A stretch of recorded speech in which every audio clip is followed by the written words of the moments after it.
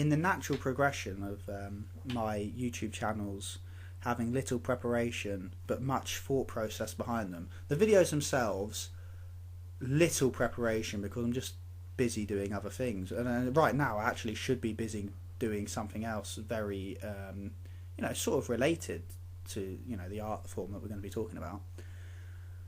But Star Wars Episode 7, for a long time, I mean, I've always said that Episode 7 should and could be created, and I've always had a problem when people say, I don't want any more of that film, because I'm willing, always, to risk the possibility of a bad film that doesn't live up to expectations for a film within a franchise which could be brilliant. Like when people would say, oh, he's making Rocky 6. What's he thinking? Is he the third man? And yes, make Rocky 6, because it could be excellent, and I'm willing always to take that risk. Why? If you're a fan of the series, leave it how it is, leave it how it is. But it could be excellent. It could be good. So why don't you want to just have that slight risk? And you will all go to the cinema to see these things, so you really want it to be good, and you really do want to see them.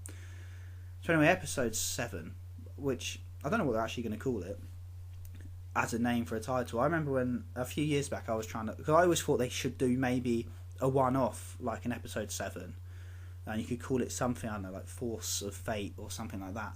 But they're doing a whole new trilogy, and I was over the last couple of weeks I've been thinking, like, I wonder what they'll do. And you read a lot of ideas online from people who come up with these mundane bullshit formulaic ideas where they try and just come up with any way possible they can to get back the Jedi. Basically, that's their goal. Their only concept or willingness to think about anything is, how do we get back the Jedi? How can we kickstart this thing in motion just so we can have some scenes? And that's the worst possible way you could approach it.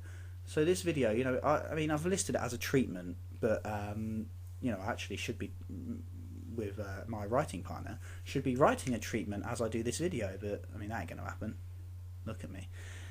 I'm not going to actually come out of a defined logline or things, but I'll talk you through it, because in the same way as a treatment. The thing you need in Episode 7 is the original characters involved, and at the same time a younger set of characters, obviously. The worst thing you could do is have Han and Leia broken up, which they will do, and they will have them back truly bickering, and they will think, well, we'll split them up just so they can go at each other's necks again. When, if you're in a relationship for 50 years, because don't want to be horrible, but Carrie Fisher looks 80, and that's very mean, and I really like Carrie Fisher, so that was a cheap low blow insult, which I take back. But you're going to be bickering anyway, so you don't need to split them up just so they can bicker again, because what will happen is, guaranteed, they will break them apart and then they'll meet up again, and it'll be cold sort of, and they will think, well, that's entertaining, they're having a go at each other again, ruining what your vision of those characters is anyway. So it's sort of, no one wants to see that. It's a lazy way to get them into that back and forth interaction they used to have. Obviously, you don't want to have Luke married. I mean, the expanded universe, which I've always said to people who go, yeah, but the expanded universe is shit, I hate how it's official. I go, yeah, but it's not really official. If Lucas makes another film, he will disregard everything that's ever been written in the expanded universe to write whatever he decides. And he's even said as much recently. He says, yeah, it's great that people enjoy the expanded universe and that, but none of it is actually the official story of what's happened. It's just official product, so people can enjoy the media of Star Wars if they want to, and whatever medium they decide to do it, like games and books and comic books and such, because the expanded universe ideas are mental. They are a mental man. You got Luke with kids, his kids turning evil and stuff. Basically, getting back into the treatment of the new trilogy, you need to pace it over 3 films, and clearly your main plot point in the first film is, how do you create your main antagonist? How do you bring back the Jedi? How do you set up the original cast members in situations to be in conflict with it? I saw an idea about the idea of a group of sort of like Sith sympathists, I suppose, sympathizers. They find a way to genetically manipulate midi-chlorians and then begin to clone Sith Lords.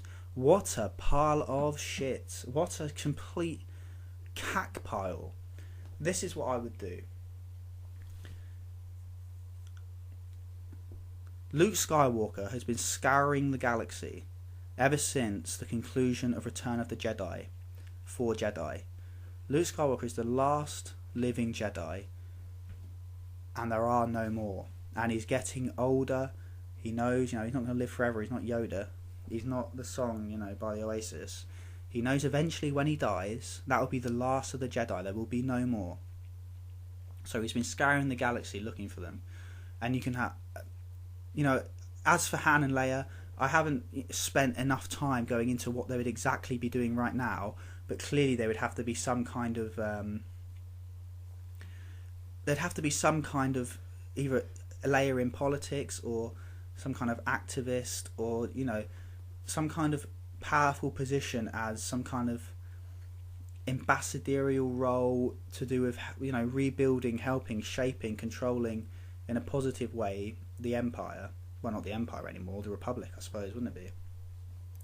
And you can have Han doing his little, messing about. Him and Lando always getting in trouble, almost like good cop, bad cop in a way, like just little adventure boys. And as I was saying earlier, just to clarify my point about Han and Leia's relationship, they've been married for so long now, they've been together for so long, you can go straight back to that early style of interaction, but you just change the words round so it fits their situation. You don't need to split them up to make them hate each other, which they will do, which would be annoying. Won't make sense. Excuse me very much. Anyway, so Luke's been scouring the galaxy, and all there is now is legends and stories, and all around the galaxy, the different races and aliens and beings telling stories of the great wars that have happened, the Clone War, the battle for the Rebels and the Republic, passing down these amazing stories of the events we've all come to know, and Luke himself going around the galaxy looking for Jedi, none of which he can find. Then you begin creating what within the film is portrayed as some kind of almost mercenary, but almost like gangster style group, which has gone around the galaxy and starting to cause mayhem, almost like rioting in a way, but causing trouble on certain planets, which will eventually work out to be almost like distraction tactics. But you'll have things on the thing like clearly lightsabers had been used, or clearly force powers had been used in these spots around the galaxy. So now Lucas knows that there's some kind of person or persons able to use the Force, or in fact just with a lightsaber or with lightsabers. So you have this going on, and the main part of the story is, by the overall arc of the film is that the Emperor himself has managed to survive. Now, we all know he wasn't chopped up, he wasn't destroyed completely, he was thrown down whatever that shaft was. But you could have him survive, in a very similar... I mean, if you want to say he was definitely, his body would have been mangled, fair enough, because it would have been. But you could have him survive in a very sort of Voldemort-esque way, I suppose, where, he's got such control and power and know-how of the dark forces and the dark side, because he actually wasn't killed properly. He could have just about survived whatever happened to him whenever he fell. So he was able to, over time, manifest himself and come back, and using dark arts and using the Force, the dark side, bring himself back to some kind of resemblance, until now, obviously, eventually, at the end of this film, he would be back. He would be back. And what has happened is that ever since the end of Jedi, the reason Luke hasn't been able to find or come into contact or recognise any new Jedi, which has led him to think that the Jedi are going to die out when he dies, which is sort of taken over his life in a way. There's all these he's worried about. He's trying to find Jedi, train Jedi, so he can pass on whatever he, you know, the skills he has. And you learn that there has been Jedi over the generations. There has been, and they have been found, and they have been born, and they have been spread out around the galaxy. But the Emperor himself is the person who has gone round and collected these Jedi, in a sense. And rather than them going to what would have been Luke Skywalker and, you know, the ways of the Jedi Knight, all the Jedis who have been born into the galaxy have been taken by the re-emerged Emperor over the generations and have been trained by him as Sith Lords, as Dark Jedi.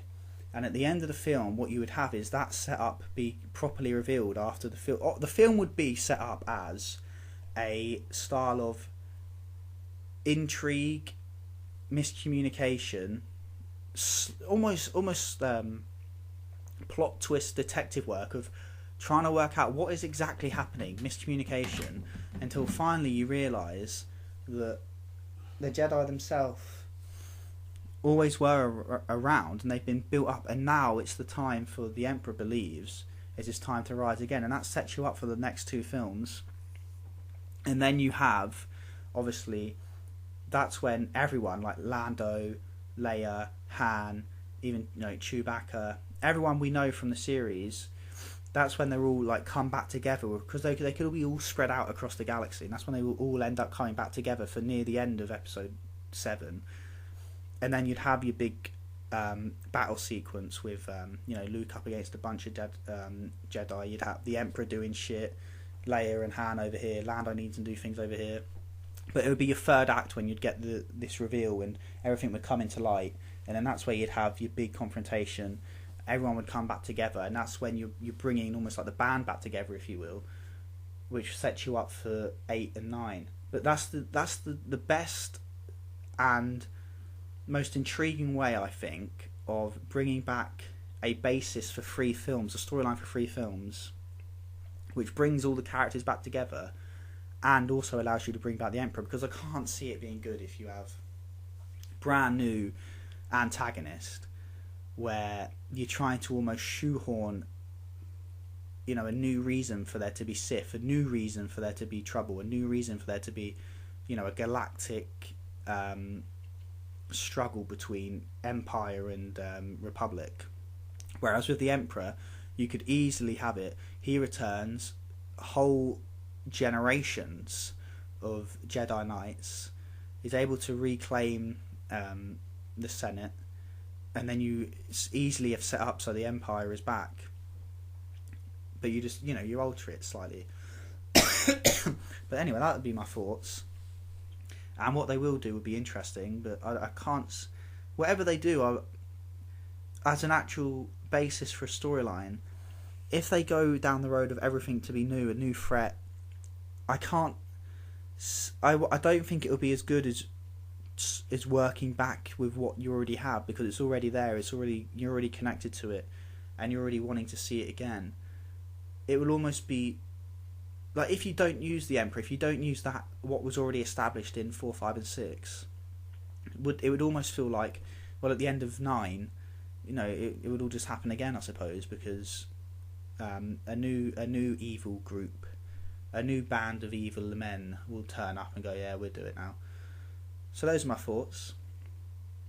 Yeah, I wonder what you've been thinking about the series. You might as well leave it down below. Even though I've got no subscribers on this channel. No subscribers on this channel whatsoever. I've got about 2 subscribers on this channel, because I used to... Actually, just a quick riff. I used to have about, I don't know, 200 subscribers, which is still fucking awful. But I used to get a list of views until Warner Brothers shut me down. You shut me down, Jan. They shut me down, and my hands are tied now. They shut me down. They shut me down because I did a glowing review of one of their movies, and I used footage, which isn't even illegal on any stretch of the imagination. So thanks very much, Warner Brothers. Bastards. It's still one of my favourite movies, but bastards. Right, see you later, lads. Well, and ladies, but a bit of Alan. See you later.